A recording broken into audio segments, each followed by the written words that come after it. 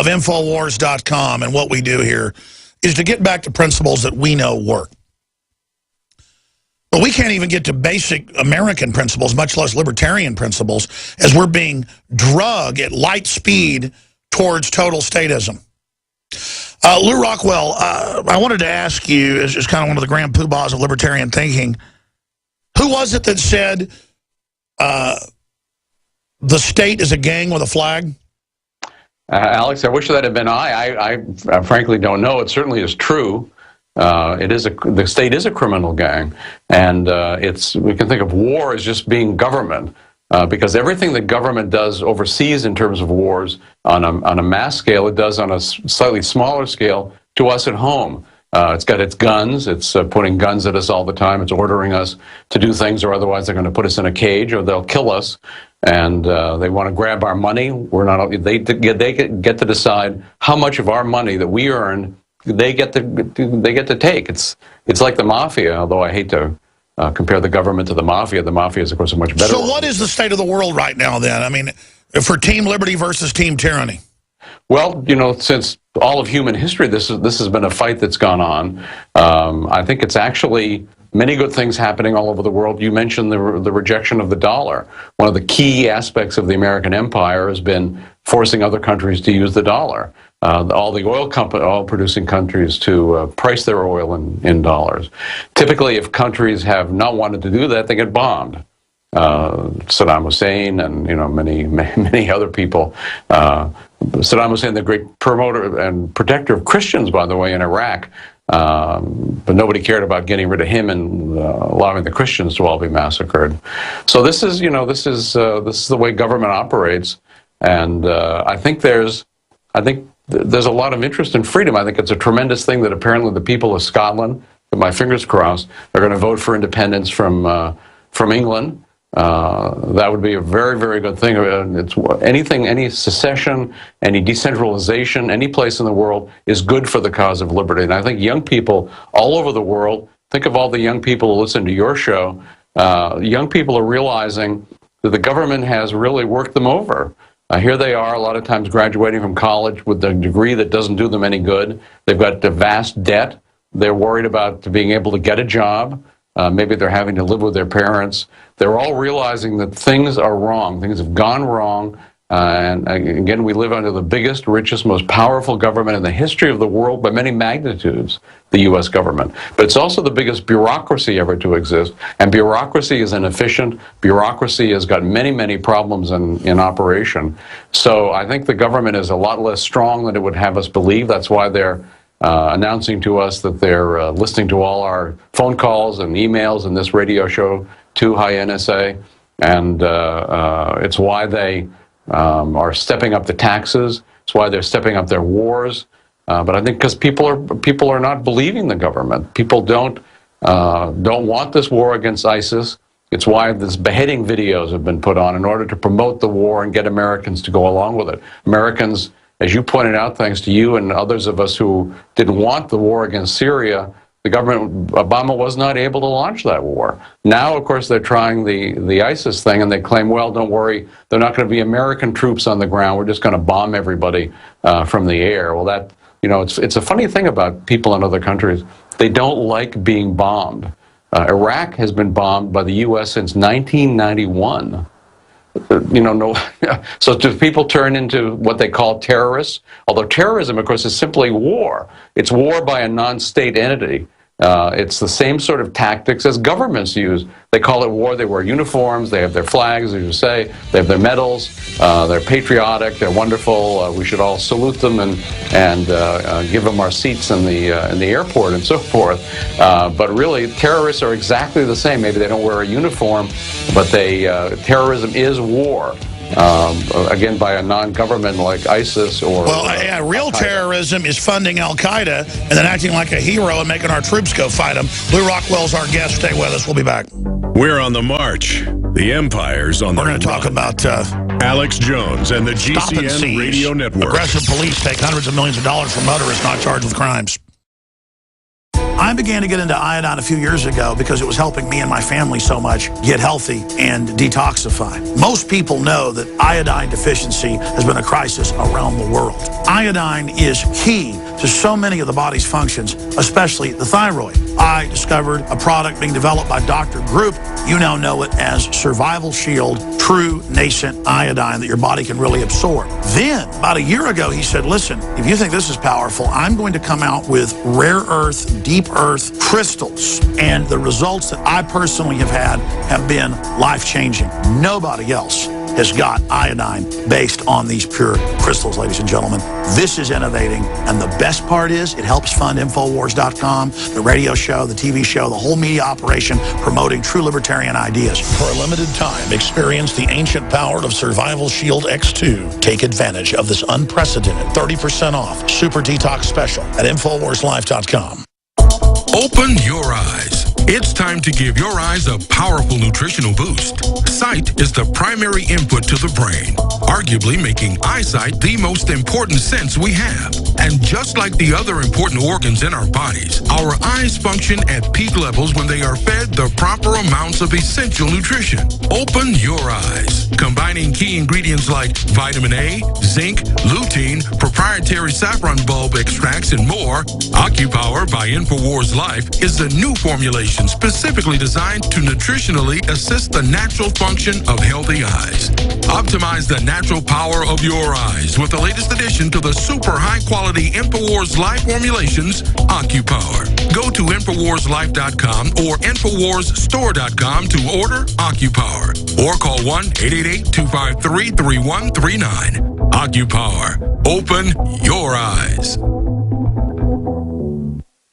The government's Department of Homeland Security is buying up loads of ammo. At the same time, they're restricting civilians' rights to own and purchase firearms. Can you put two and two together? Infidel Body Armor can stop every round, including hollow points and .308 sniper rounds, is reasonably priced and fully legal. But for how long? Go to InfidelBodyArmor.com, spelled INFIDEL bodyarmor.com. Infidel Body Armor. Just won't quit. I'm David Hall, founder of Diamond Gusset, where we are proud of our 100% grown and sewn American-made jeans. Whether you're out for dinner, working on the farm, or on the road, Diamond Gusset Jeans offers a full spectrum of style and sizes for any occasion. Our loyal customers enable us to continue sponsoring Liberty Media outlets. Use promo code FREEDOM to receive a 15% discount at Gusset.com. In Liberty, David Hall, Diamond Gusset Jean Company.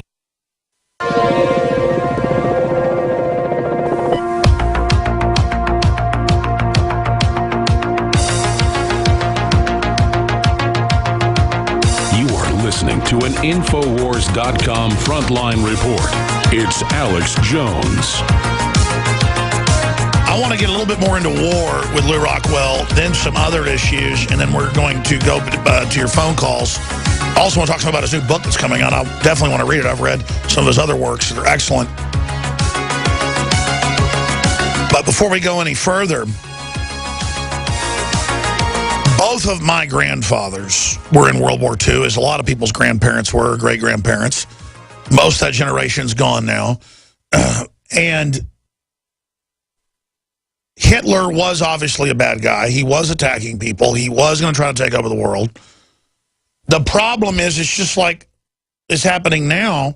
It's historical fact that the robber barons, there's New York Times best-selling, Pulitzer Prize-winning books, Shearer's Rise and Fall of the Third Reich, IBM and the Holocaust, I mean, it goes on and on, that U.S. and British companies literally helped put him in power, promote his eugenics ideology.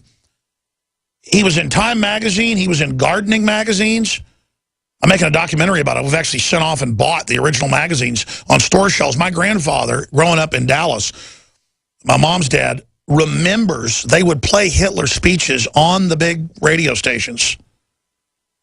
WBAP, you name it, and translate it into English like it was wonderful. It's a big German community up there. My grandfather's German, was German. I mean, an American, been here for a long time, but German roots. And his dad could speak German and didn't have to hear the translation. I mean, Adolf Hitler was on the radio in America as a rock star.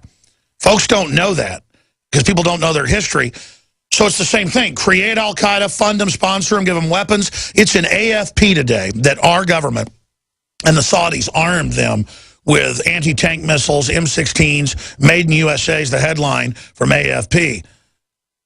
So I get Rand Paul saying, yeah, they're running all over the Middle East, killing everybody. We need to stop them.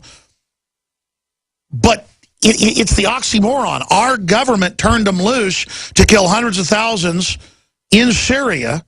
Now they've run back over. They are, of all the unsavory killers out there, some of the most nasty.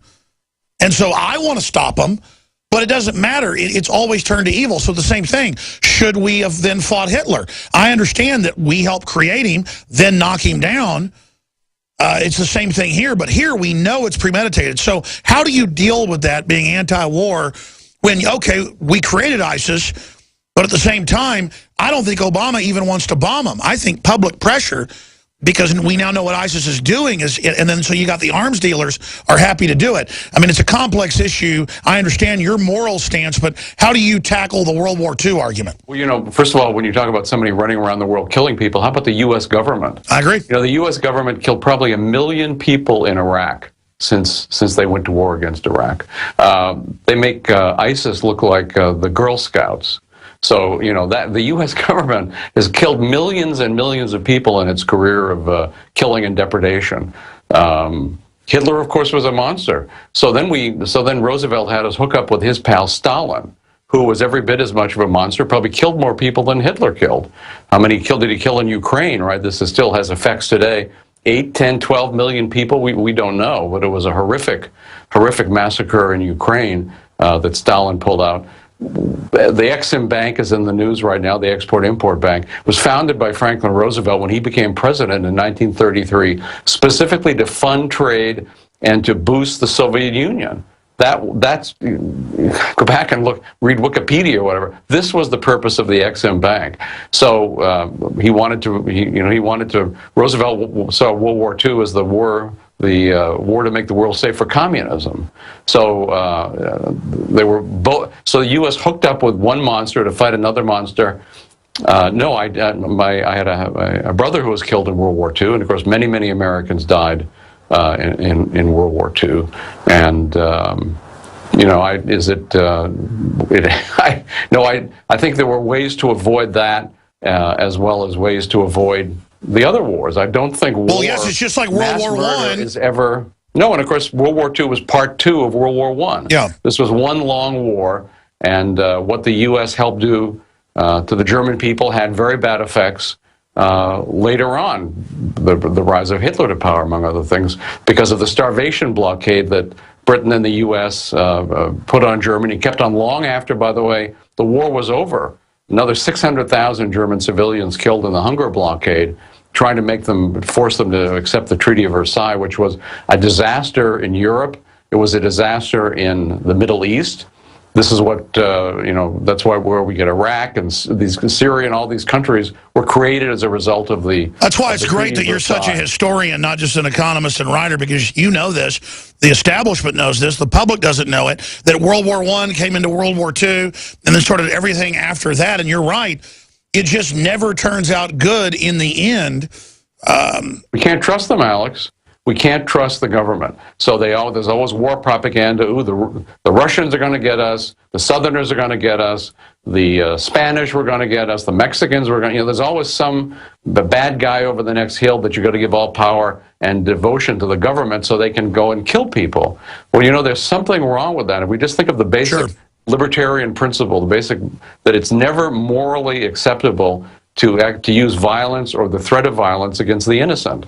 If you can always use it in self-defense, but you can't attack people. And again, in war, the vast majority of the people who are killed are innocent people. And also, again, we always have to remember, people associated with the government are making vast sums of money off war. That's why Lew, 2 weeks ago, they tried vast sums of money. Yeah. 2 weeks ago, they tried to float the idea that if we'd have taken out Assad, ISIS wouldn't have this foothold. We need to take Assad out. Now, nobody bought that, so they backed off. But a pro-Christian ruler, by the way, Assad. You know, there have been Christian communities in Iraq and Syria since the time of the apostles, and they've been successful there under the Ottoman Empire, under all kinds of invasions.